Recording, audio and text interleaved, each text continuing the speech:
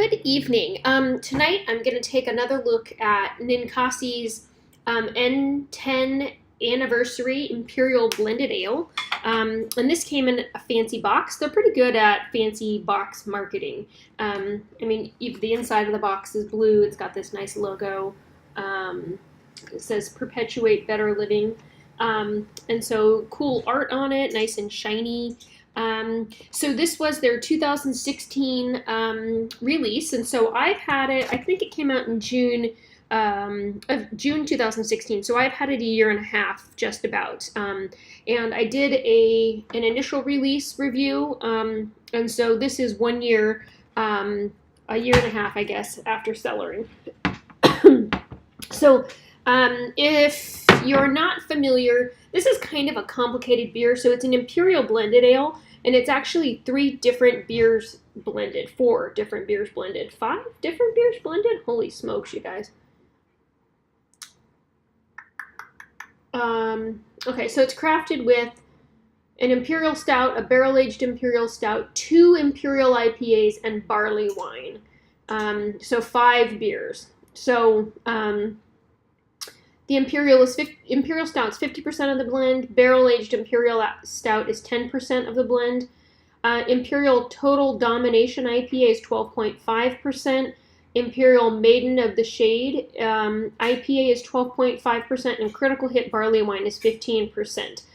So overall, this beer comes in at 10% alcohol by volume, and should have all kinds of amazing going on. So it should be, does it say barrel? Was it barrel aged? Yeah. So it should be oaky. It should be hoppy. It should be boozy, and it should be dark. So let's take a look at this bad boy. It also says it comes in at 100 IBUs. I'm drinking this not super cold. So I put it in the refrigerator maybe 2 hours ago or so, but chilled, not super cold. Okay, so let's take a look. Wow, already just moving this back and forth, I get a lot of stuff going on.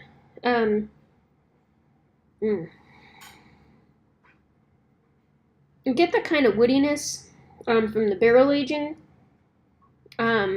It's hoppy. It almost has juicy. It has like tropical pineapple-y IPA-ishness going on. It has some booziness going on. It even kind of reminds me of a port where you can like get that. I want to say sweet,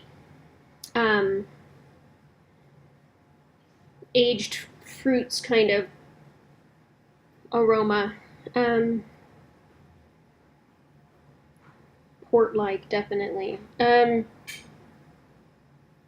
really amazed at how much the IPA of this stands out. You know, it smells like a stout, and it smells boozy and porty like a barley wine might, but it has this really robust hoppiness to it, which is interesting. Tropical hops going on here.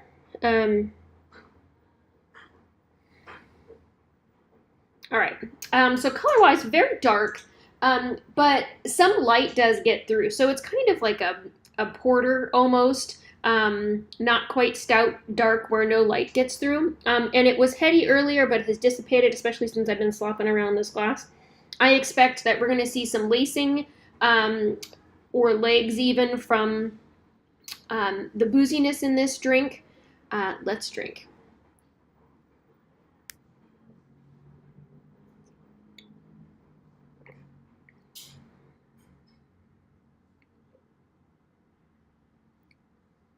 Wow, there's like 900 things going on in this beer.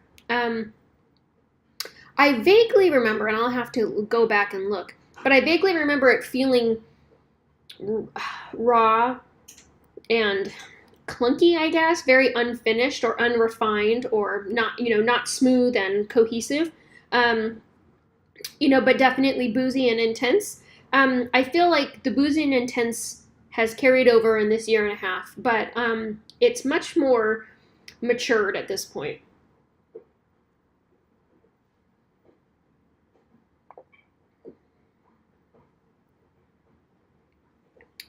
as much as I got oakiness, woodiness in the aroma, it doesn't come up in the flavor very much. That hops is really heavy hitting, especially, I guess, what is this?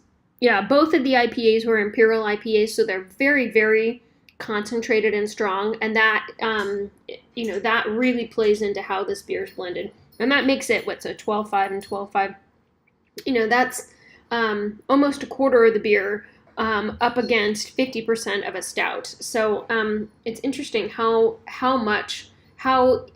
concentrated those stouts must have been. I'm trying to think. I don't think I've ever had Imperial Total Domination. I'm sure that I've had Total Domination. And I haven't had Maiden of the Shade, but I'm going to because that sounds great.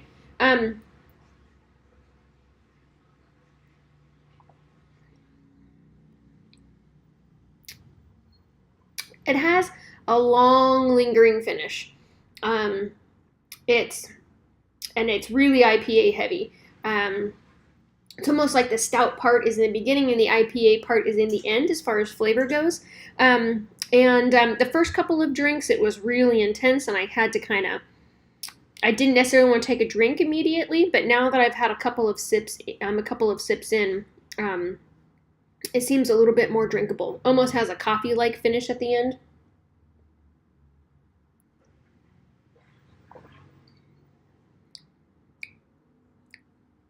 Definitely hop forward. If you're looking for a beer that is interesting and confusing to your palate, this is definitely it. Something that's an adventure. This is definitely it.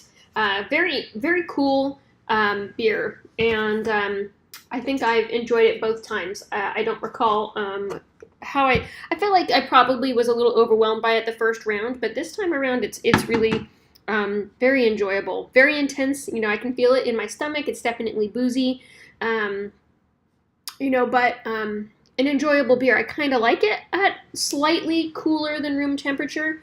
I think it's probably below 50 degrees maybe, but it's not all the way chilled like a refrigerator would offer.